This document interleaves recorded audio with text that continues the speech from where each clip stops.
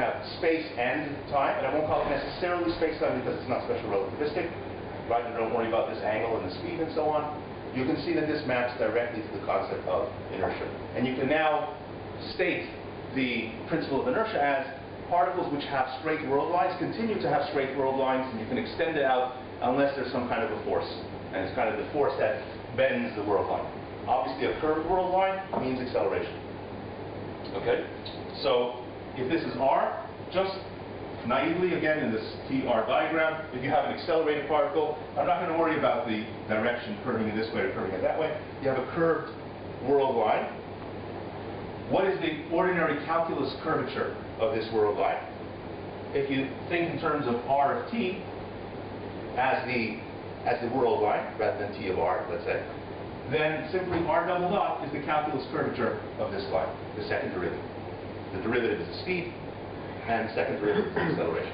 So we have a very nice mapping. We have acceleration is equal to second derivative of r, which is the world line curvature. Right? So again, I'm not talking about special relativity. I'm not talking about anything like that. I'm talking about purely Newtonian physics. You can say that acceleration is world line curvature. Okay?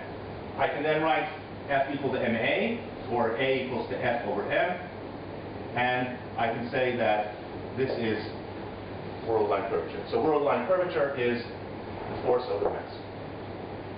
Okay? Now,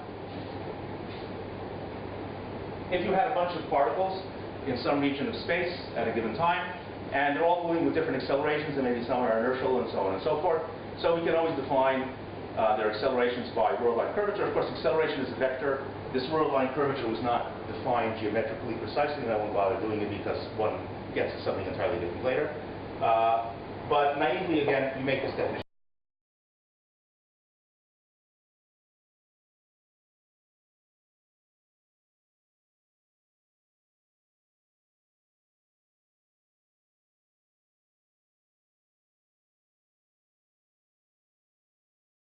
And this curvature, by the way, in this diagram, where is this curvature? This line is curved on the blackboard, the whiteboard, right?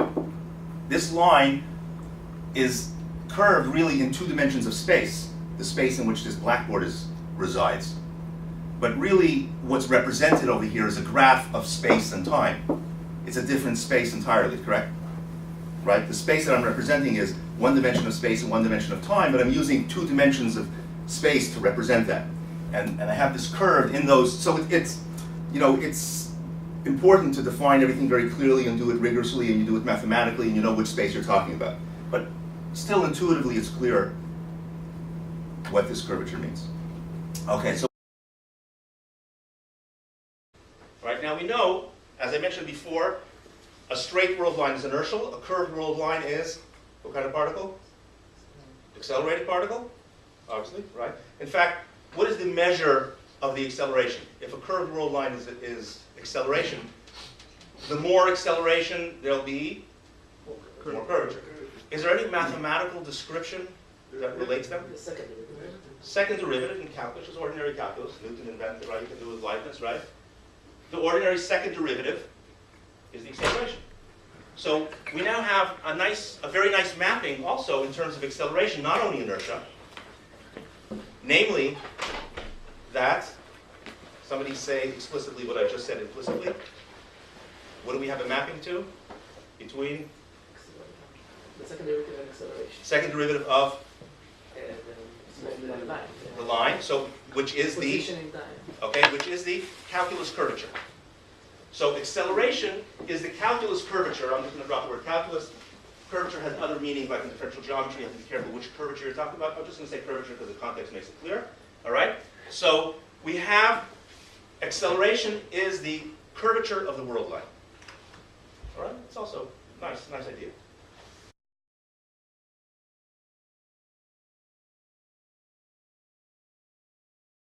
Imagine a bunch of particles, each with a different acceleration, and we're going to draw their world lines. Clearly the world lines are all curved. They're going to have different curvatures. What do you think the curvature represents? We know an accelerated particle has a curved world line. What would you say about the amount of curvature? What does it relate to?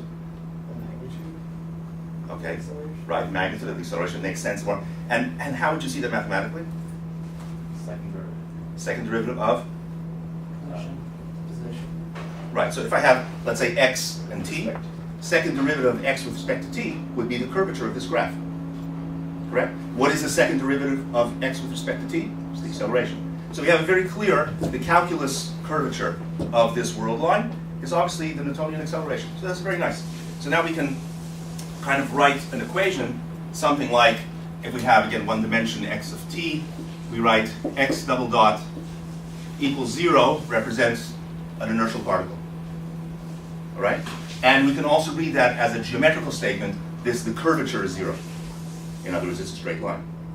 X double dot is not 0, it's something else. Then what will it be? It will be the acceleration. And again, this is a curvature thing. A line that's curved, a world line specifically, x of t, the curvature is exactly equal to the acceleration. Okay, so now you can even formulate Newton's laws in this way, right? Acceleration is f over m. Instead of acceleration, we say a particle's the curvature of his world line. Okay, and again, this is all just Newtonian. I didn't introduce anything else other than it.